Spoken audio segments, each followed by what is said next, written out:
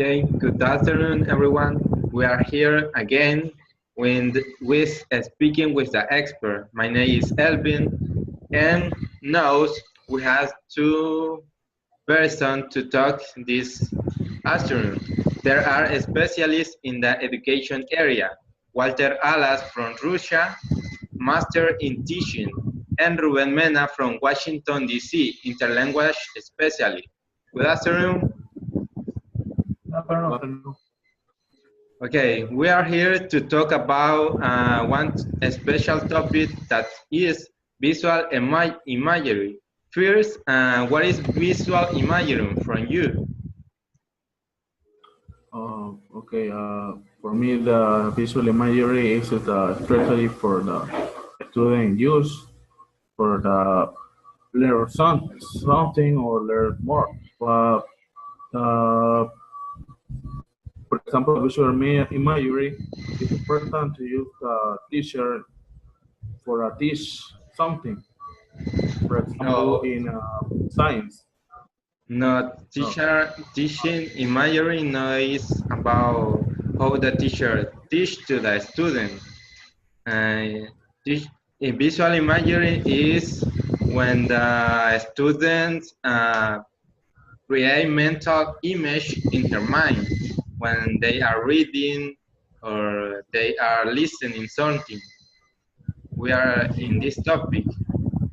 In other words, is when the student learn or learn something in the way for example, a paragraph. Yeah. Yes, for example, when the students are reading one paragraph, one history, or something similar, they create mental image, and this help to the student can understand better what the book says, or it is visual imagery. It's a way to understand more about the history, about the thoughts that you are reading. For example, if you are reading a short history about a fox, for example, you are imagining the environment where the fox is, right? Yes, Or they create an environment. They imagine. right, and the history is telling you what happened, what is happening in the history, what is the color of the fox, what is the environment, or what is the problem at the end. You are imagining all that, and you understand better the history. Yes, because when Yes. you are reading and you use the visual imagery, for example, you are reading one book and in the book say that appear one dragons. You imagine the dragon, but in the book is only letters. Not we don't have the picture, but we create the visual imagery in our mind. Yes, I have a different point of view, but maybe you understand another way. Yes, because my example is in the signature science, right? When in signature science you have the topic is environment, for example, and the first page show the paragraph, and the student read, and when the student read, create your imagine visual, right? Right. In this way, the student learn. This is my point of view.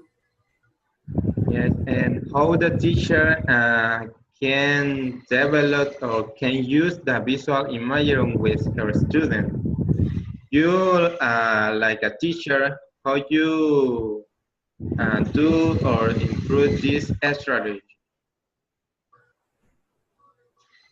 Well, for example, the author, when an author writes a book, but the idea of the author is that you understand the history, that you get in the history and understand and feel like the protagonist in the history, right?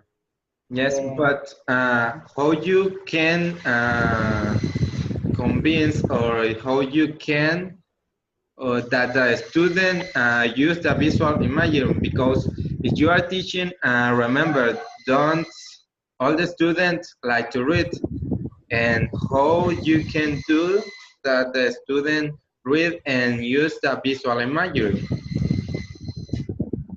Mr. Alvin, can you repeat the question? Right. You are the teacher, right? Please. And not all the students Yes. like to read. And with this class students, how you can do for this student use the visual imagery when you are develop the class. For example, is similar to the example I said before. And I have the book. In the book, I present the paragraph with information, right? Right. In this case, the student, I say read the paragraph. In this moment, the student create the image, right? And then finally the student read the paragraph. I say, for example, some question about the paragraph, and this moment the student tell me something about the learn when the read the paragraph. This is my way for the making this case. Yeah, and Okay, right? In my yeah, case, well, in my case, you are saying that children don't like read, right? right, Because they get bored, right? They get bored when reading. In this case, I think, in my way, that you have to the lecture for history, but you have a history, try to summarize the history, make it short and present to the students in a slide, for example, in a slide, and the history could be in a one paragraph, right? right. Uh, Beginning, the middle, the final, and they you are teaching the way to relate and to understand the history in a short form. And the student get not get bored when they are reading a short history. Yes, summarize the history could be a good strategy because if you have one book around 1500 page and you say to your student you need to read all the book, the student don't want to read all the book. And if you have a summarized history, it's more easy for the student that they read all the summary and they comprehend better that what do you want to do. And Yes, now we that is have what I said. yes, That is okay, what I said. yeah, Yes, and we it's have, always important. what are you saying? The you say something you say before. Sorry, according to the way for the make with the student, and I Yes, agree with the point. okay, and now I have another question. You are teaching in the UEB, right? And with the one root of Yes, fourth semester, they are they are in the teaching practice one, right? Right. yes. Tell me a little bit about your experience talking about this topic with this group. My experience in this group was a very great, right? Because all the students put attention with for example, something my information about the strategy visual imagery. Where, for example, in my case, explain about some example or some way for apply this strategy, and then I try to explain about the dynamic for the student understand more the topic. This is the experience in my case when I give the class. and you work with a good group. And Yes, you yes. tell me a little bit about your experience. Well, talking about this topic, the students are in the high level, right? They are Yeah, in the practicing practice one, and they understand. Uh, they understand a lot, right? right. When I give this objective dynamic to the team, they they understand, right?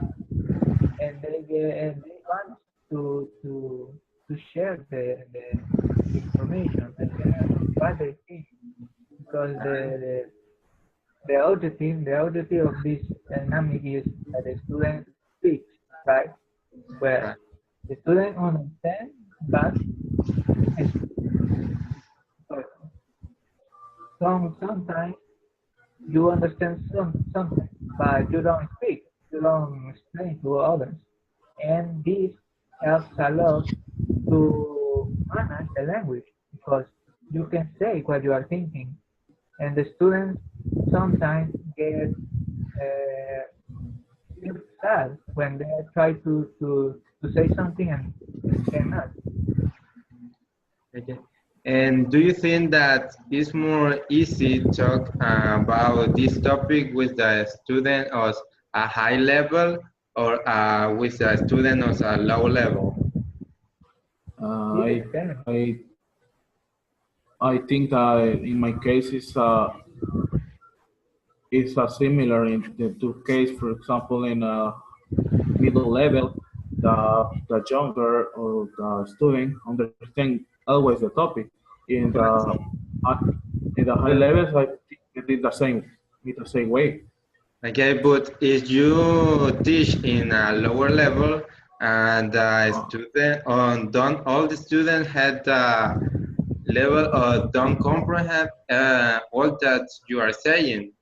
This Yes, yes, is one difficult to teach. you have yes, to change.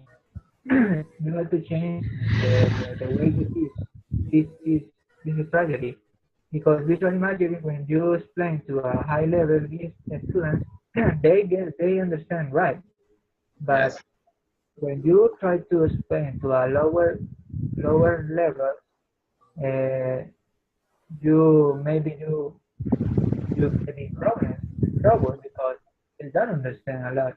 But yeah. you can change. You can use history, easy history, the way that they know all the words and the sentence that you are showing. Yes, you yes. need to adapt your vocabulary to the lower level, right? Right. It's a very That, difficult. Yeah. It's a difficult in the lower level. Yes, because remember in the lower level, they are learning and they don't understand. And you, like a teacher, you need adapt and change the dynamic or the way that you teach. right. Um, well, this is all for this meeting, and thanks to Walter Alas and Ruben Mena, and see you in the next meeting. Bye. Thank you very Well, much. yeah, Bye. See pleasure. you.